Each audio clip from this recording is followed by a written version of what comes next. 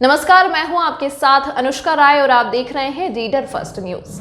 रायगढ़ जिला अधिवक्ता संघ की कार्यकारिणी का चुनाव 17 फरवरी को होगा और परिणाम 18 फरवरी को घोषित किया जाएगा। इस चुनाव के सहायक निर्वाचन अधिकारी मनोज तिवारी के अनुसार नामांकन पूरा हो गया है। विभिन्न पदों के लिए 60 प्रत्याशियों ने नामांकन पत्र खरीदे हैं। स्क्रूटनी और नाम वापसी की प्रक्रिया के बाद 7 फरवरी को प्रत्याशियों की अंतिम सूची जारी की जाएगी। अध्यक्ष एयर सचिव दोनों पदों के लिए 3 प्रत्याशी मैदान में हैं। गौरतलब है कि पूर्व कार्यकारिणी का लगभग पूरा कार्यकाल कोरोना की भेंट चढ़ गया था। शायद यही वजह है कि पुरानी कार्यकारिणी से कुछ लोग फिर से अपनी किस्मत आजमा रहे हैं ताकि शेष कार्यों को इस बार पूरा करा जा सके। सभी प्रत्याशी कोरोना गाइडलाइंस का पालन करते हुए अपना एजेंडा मतदाताओं के समक्ष रख रहे हैं। सहायक निर्वाचन अधिकारी मनोज तिवारी के अनुसार 5 फरवरी को परीक्षण होगा और 7 फरवरी को नाम वापसी की प्रक्रिया होगी। मतदान की तारीख 17 फरवरी तय की गई है और अगले दिन 18 फरवरी को मतगणना की प्रक्रिया पूरी होने के बाद उसी दिन परिणाम भी घोषित कर दिए जाएंगे। अध्यक्ष पद के लिए 3 उम्मीदवारों ने नामांकन भरे हैं। वर्तमान अध्यक्ष राजेंद्र पांडे को वरिष्ठ अधिवक्ता रमेश शर्मा और महिला अधिवक्ता शारदा मुलिक चुनौती दे रही है। उपाध्यक्ष पद के लिए नरेंद्र प्रधान और रसिक चंदेल ने पर्चे दाखिल किए हैं। महिला उपाध्यक्ष पद के लिए राजश्री अग्रवाल और कल्याणी भट्ट के मध्य होड़ है। सचिव पद के लिए भी 3 प्रत्याशी मैदान में हैं। शरद पांडे, आशीष मिश्रा और विजय डनसेना। सह सचिव के लिए मनोज श्रीवास और सुनील शर्मा के बीच मुकाबला होगा। कोषाध्यक्ष पद के लिए शकुंतला चौहान और जय मलाकार ने उम्मीदवारी जताई है।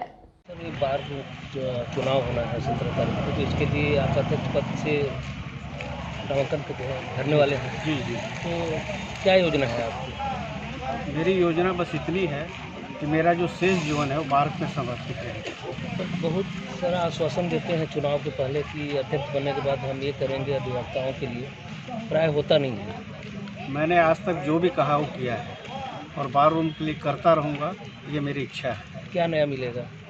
देखने को मिलेगा। बार रूम में एक तो एडवोकेट चैम्बर का निर्माण होगा। वकील ग्राम के लिए बहुत लंबे समय से आश्वासन मिलते रहा वकीलों को, नहीं, इस बारे में कोई आश्वासन नहीं दूंगा, लेकिन प्रयास मेरा रहेगा। नया कुछ बताएंगे आप? बस नया ये मेरा जीवन बार की नहीं है। क्या लग रहा है आपका अधिवक्ता साथ देंगे इस बार? मेरे को पूरा विश्वास है कि मैं काफ़ी बहुमत से विजयी हूँगा। परिचय बताओ। मैं रमेश कुमार शर्मा, मेरे पैदाइशी रायगढ़ से है। बार संघ का चुनाव होना है, उसमें किस प्रकार के मुद्दे हैं? आप भी सचिव पद पर हैं, क्या प्रमुखता है उसमें, विशेषताएं रहेंगी, क्या वर्किंग रहेगी आपकी? नहीं, वास्तव में जिला अधिवक्ता संघ का जो चुनाव है, चुनाव परंपरागत चुनाव नहीं है। इसको हम लोग इस तरीके से मानते हैं कि एक सदस्य को क्या बाकी सदस्य मिलके उत्तरदायित्व सौंप रहे हैं या नहीं सौंप रहे हैं, इसे हम लोग कभी भी प्रतिस्पर्धा के रूप में नहीं देखते। हाँ, ये है कि मैं इस बार सचिव के पद पर दायित्व का निर्वहन करने के लिए तैयार हूँ और मैंने अपने सीनियर से और कनिष्ठ चर्चा के बाद जो है वो नामांकन फार्म खरीद लिया है, अभी तक भरा नहीं है। मुख्य मुद्दे ये हैं कि वास्तव में आज जो धरातल पे जो दिख रहा है कि कानूनी चीज़ों को दरकिनार करते हुए जो फैसले आ रहे हैं, वकीलों के का निरंतर विभिन्न फोरमों में जिस तरीके से अपमान किया जा रहा है, मैं उससे बहुत क्षुब्ध हूँ। मेरी व्यस्तता के कारण भी मैं इस दायित्व का निर्वहन करने के लिए और इस पद का वहन करने के लिए सिर्फ इसीलिए मेरा मूल जो कारण था कि कम से कम जो नैतिक पतन हो रहा है उसको ठीक किया जाए और जो वास्तव में अधिवक्ता हित से जुड़े हुए मुद्दे हैं उसे सभी फोरमों में उठाया जा सके। एक समानांतर टेबल पर कम से कम चर्चा हो। कोई भी अगर ऊपर या नीचे ना मानता हो, ऊपर ना मानता हो तो नीचे भी ना माने, कम से कम बराबर में रख के अधिवक्ताओं के साथ में जो है विचार विमर्श किया जाए। अधिवक्ता नियम और कानून का व्याख्या और विश्लेषण करने वाला व्यक्ति है।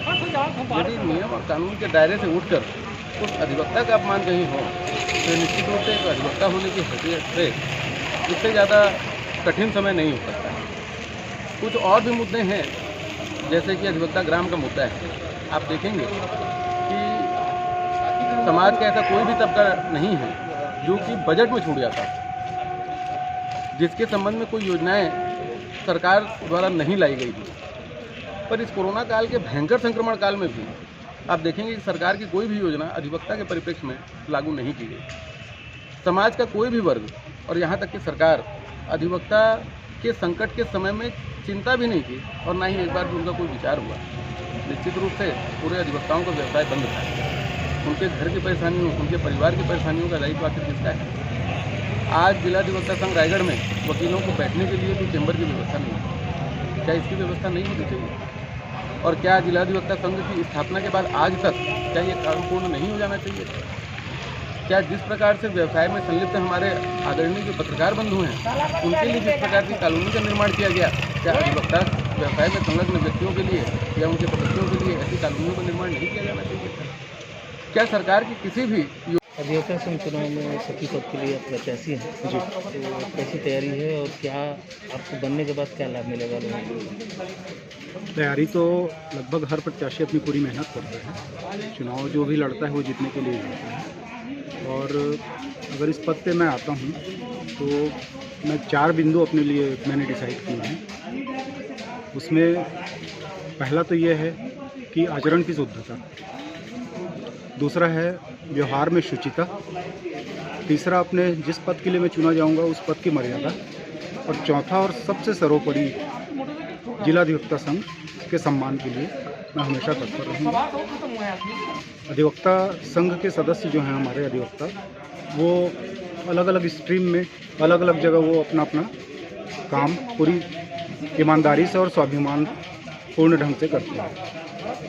लेकिन कहीं ना कहीं ये देखा जाता है कि राजस्व न्यायालयों में विशेषकर उनको थोड़ा सा दुर्व्यवहार का सामना, दुर्व्यवहार कई प्रकार के भी होते हैं, वो केवल व्यवहार का दुर्व्यवहार नहीं है, आर्थिक दुर्व्यवहार भी उसमें शामिल होते हैं। तो ऐसी स्थिति में मेरा प्रयास ये रहेगा कि राजस्व न्यायालयों में भ्रष्टाचार के प्रति जीरो टॉलरेंस की नीति के तहत नई कार्यकारिणी कार्य करें।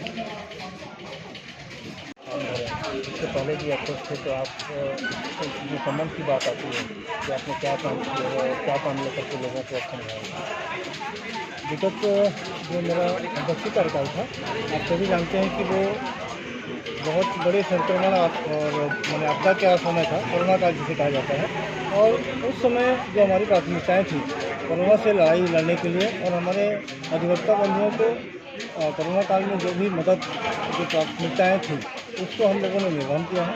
जैसे उसमें आर्थिक मदद राज्य अधिवक्ता परिषद के माध्यम से लगभग रायगढ़ जिला अधिवक्ता संघ के 125 सदस्यों को हमने अपने प्रयास से 3-3 हज़ार रुपये की आर्थिक सहायता दिलवाई। उसके अलावा कोरोना में वैक्सीनेशन की जो अनिवार्यता थी उसके लिए माननीय छत्तीसगढ़ सरकार के द्वारा हमें कोरोना वॉरियर्स का दर्जा दिया गया, और उस दौरान सभी अधिवक्ता और उनके परिवार को वैक्सीनेशन के लिए जो प्राथमिकताएँ थी उसे हम जल्दी से जल्दी निष्पादन कराने के लिए 3 से 4 कैंप रायगढ़ कोर्ट परिसर के भीतर कराए हैं। और मेरे ख्याल से छत्तीसगढ़ में सबसे ज़्यादा जो कैंप हैं वो रायगढ़ कोर्ट में लगे हैं, और मेरे जानकारी के अनुसार 1 या 2 कैंप बिलासपुर में लगे हैं। तो जो हमारी कोरोना काल की प्राथमिकताएँ थी उसके हिसाब से हमने सदस्यों के हित के लिए सारे कार्य संपादित किए हैं। और आने वाला समय मैं चुनाव अभी मैदान में आया हूँ, उसके पीछे एक अधिवक्ता कॉलोनी की एक कल्पना है मेरी। उस कल्पना को साकार करने के लिए विगत वर्ष समय नहीं मिल पाया, लॉकडाउन के कारण हम उस ओर सही तरीके से प्रयास नहीं कर पाए। उस प्रयास को फलीभूत करने के लिए आने वाले 2 वर्ष के कार्यकाल में कोशिश करूंगा कि अधिवक्ताओं के लिए एक कॉलोनी के स्थल का निर्धारण हो जाए और शासन के द्वारा भूखंड का आवंटन जल्द से जल्द हो जाए, ताकि उस ओर गति से हम कार्य कर सकें। चैम्बर की समस्या है, उसके लिए आप क्या प्रयास करेंगे? चैम्बर के लिए हमारे पूर्व कार्यकारिणी के द्वारा प्रस्ताव हाईकोर्ट के द्वारा भेजा गया था, और उसमें जो शर्त और उसके लिए नियम हाईकोर्ट के द्वारा अधिरोपित किए गए थे उसमें हमारे सदस्यों को कुछ दिक्कतें आई हैं। वो दिक्कतें क्या हैं वो तो अभी विस्तार से मैं उसकी जानकारी नहीं ले पाया हूँ। आने वाले समय में इसको बैठक करके चर्चा करके हम चैम्बर के लिए भी जो भी उचित कदम होंगे, आवश्यक कदम होंगे, उठाएंगे। साथियों से क्या सहयोग मिलेगा? मैं लगातार आपको बताना चाहूँगा कि मैं यहाँ पर 3 बार लगातार सचिव रहा, और 1 बार मैं विगत कार्यकाल में अध्यक्ष भी रहा, और मैं यहाँ पर जितना प्यार मेरे को मिलता है मैं उसका शब्दों पे बयान नहीं कर पाऊँगा। और मैं अधिवक्ता संघ के एक चहेते के रूप में मैं अपने आप को पाता हूँ, और मैं बहुत अपने आप को सौभाग्यशाली मानता हूँ कि इस परिवार का मैं एक सदस्य हूँ और यहाँ मुझे काम करने का अवसर दिया जाता है। और कितने नामांकन हुए हैं और किस किस पद के लिए कितने प्रत्याशी मैदान में हैं? देखिए, अभी अधिवक्ता संघ का 2 वर्षीय चुनाव जो होना था, उसमें अभी तक हमारे मतदाता सूची का जो प्रकाशन हुआ उसके बाद से लगभग 60 प्रत्याशियों ने अपना फॉर्म लिया और लगभग 32 फॉर्म जमा हुए, जिसमें से हर एक पद के लिए कार्यकारिणी के लिए 10 फॉर्म स्वीकृत हुए हैं। उसके बाद ग्रंथपाल के लिए 3 फॉर्म स्वीकृत हुए हैं। सांस्कृतिक क्रीड़ा सचिव के लिए 2 फॉर्म स्वीकृत हुए हैं। सह सचिव के लिए सबसे ज़्यादा 4 फॉर्म स्वीकृत हुए हैं। सचिव के लिए 3 फॉर्म स्वीकृत हुए हैं। उसी तरह उपाध्यक्ष के लिए 2 फॉर्म जमा हुई थी, जिसमें 1 फॉर्म निरस्त हुआ है और उपाध्यक्ष पद में नरेंद्र प्रधान जी निर्वाचित हुए हैं। उपाध्यक्ष महिला के लिए 2 फॉर्म स्वीकृत हुए हैं और अध्यक्ष के लिए 3 फॉर्म स्वीकृत हुए हैं, जिसमें 1 महिला और 2 पुरुष प्रत्याशी हैं। परिचय बताएंगे।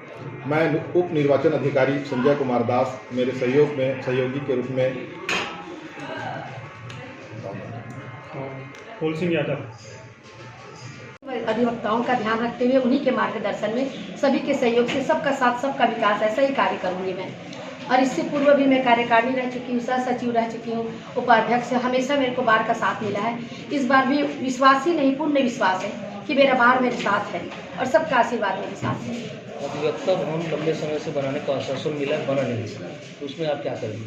अगर मैं चुन के आती तो जरूर कोशिश करूंगी कि ये सपना अधिवक्ताओं का साकार है। और अधिवक्ता ग्राम की बात बहुत आती है, वकीलों के लिए घर के लिए जगह मिलेगा, लेकिन मिल नहीं पाया और जिलों में मिल चुका है। आपका क्या प्रयास रहेगा? इसके लिए पूरा प्रयास रहेगा कि मैं जितनी जल्दी हो सके ये प्रयास उनका सफल करूँ। और आप कन्वर्सन शुरू कर दिए, क्या रिस्पॉन्स मिल रहा है? ठीक है। परिचय बताइए। मैं शारदा मुली, अधिवक्ता संघ में। तमाम महत्वपूर्ण खबरों के लिए देखते रहिए रीडर फर्स्ट न्यूज़।